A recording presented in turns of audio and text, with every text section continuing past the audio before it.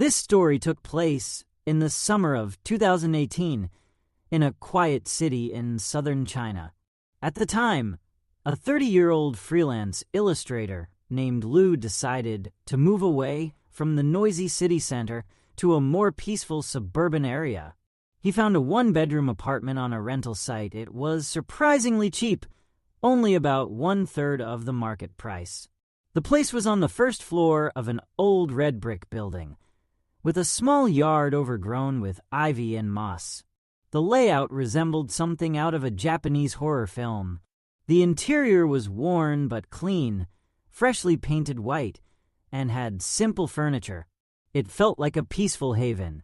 The person who greeted him was an elderly lady in faded traditional clothing. She spoke softly, introduced herself as Ms. Zhang, the landlady, and said she lived in the building next door. Before she left, she gently warned him, "Go to bed early. Don't open the windows at night. The air isn't good. You might let something in."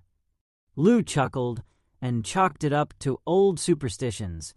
But strange things began the very first night. At around 3 a.m., he woke from a nightmare in a cold sweat.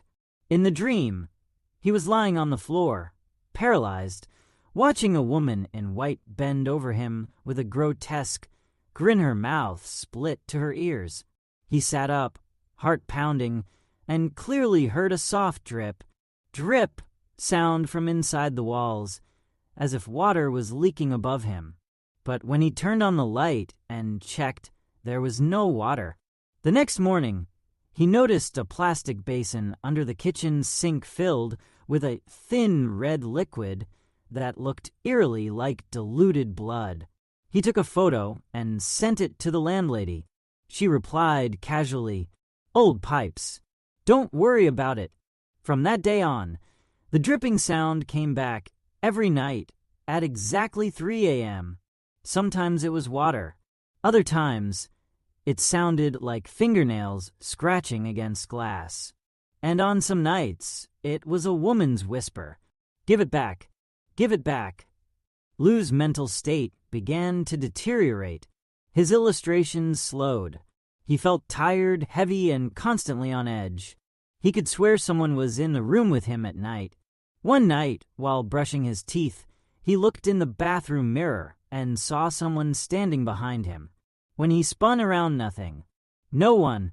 He pushed an old bookshelf in front of the mirror to block it.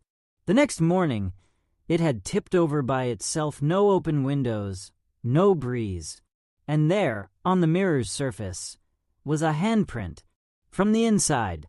Terrified, Lu scheduled a counseling session. But the night before the appointment, he was woken again, this time by whispers right outside his door. He crept to listen. It was the landlady. She was talking to someone. "He's quiet, doesn't make a fuss. Maybe this one can stay." But there was no one else. No reply. No footsteps. The next day, he decided to leave. He went to the local police to file a report and asked about the building's history. The officer frowned. "Which address?" Lu replied, "Building 1, number 17. The officer looked uneasy. That place had an incident 4 years ago. A mentally unstable daughter locked her elderly mother inside a storage room and left her there to die. Took 3 days before they found her body. Lu rushed back to pack. When he opened the storage room, he was nearly overwhelmed by a thick, foul stench. In the corner of the floor were stains, dark and permanent, where the blood had dried years ago. Shaking, he tried to call the landlady. "The number you have dialed does not exist." He contacted the rental agency. The agent confirmed. The registered owner of that property had indeed died 4 years ago. Since then, no new owner had ever been recorded. So, who had been talking to him?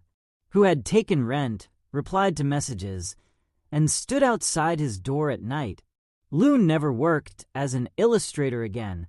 Friends said he became paranoid, withdrawn, and always left the lights on when he slept. and he kept whispering the same thing. Don't open the window.